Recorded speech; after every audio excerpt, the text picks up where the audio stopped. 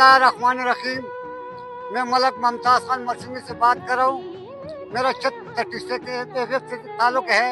मैं सन 1993 में 36 से रिटायर हूँ। आज जो हमारे गांव में वाक़या हुआ इसका मैं पूरा मसम्मत करता हूँ। इंशाल्लाह एक जवान है, अगर हमारे पूरे गांव के जवान भी शहीद हो जाए हमें कोई परवाह नहीं है। हम इंशाल्लाह दुश्मन के साथ भरपूर तरफ से लड़ेंगे। इंशाल्लाह पाकिस्तान है तो हम है, पाकिस्तान नहीं है तो हम नहीं है।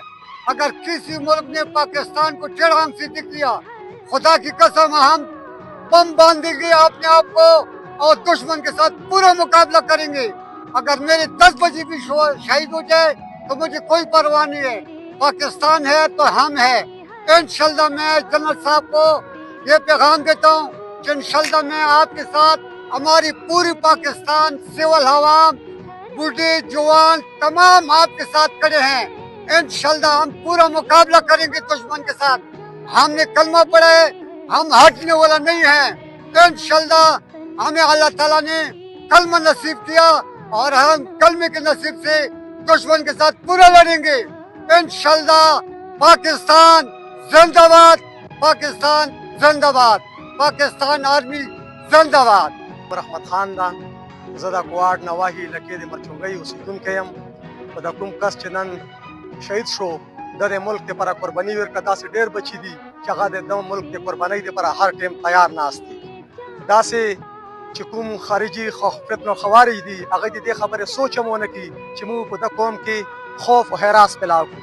دا قوم کې داسې بچي شته چې هغه د ملک قربانۍ دپاره یو قدم یو بل نه مخکې تېرېږي. الحمدلله و دا فیصل د مو خوریو الحمدلله دې قرباني به انشاءالله رایګه نه سي.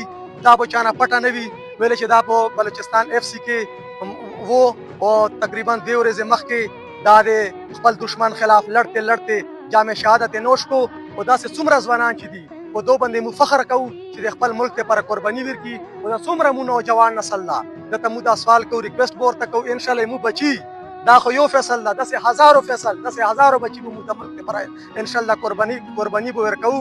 او د انشاءالله دشمن ته به دا سوچ موقع نه ورکوو چې هغه د مو په بچیو کې خوف و حراس پیلاو کړي.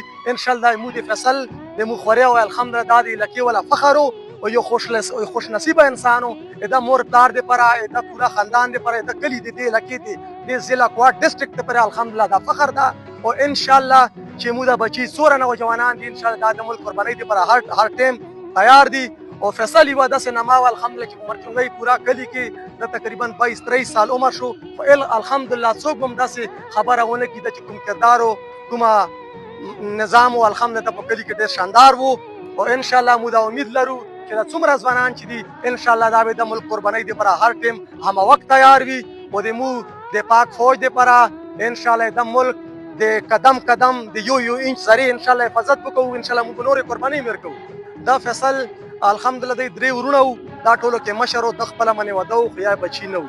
او 2 نور وړه ورونه تره پاتې شو، هغه تقریبا انډر ایج چا 16 سال عمر ده، چا 17 سال عمر ده. او یوه یې خور ده الحمدلله هغې واده شوې، مور یې هم ژوندۍ ده، پلار یې هم ژوندی ده. پلار یې خپل هم فوج نه ریټایر و، هغه خپل هم فوج دپاره ډېرې قربانۍ ورکړي دي الحمدلله.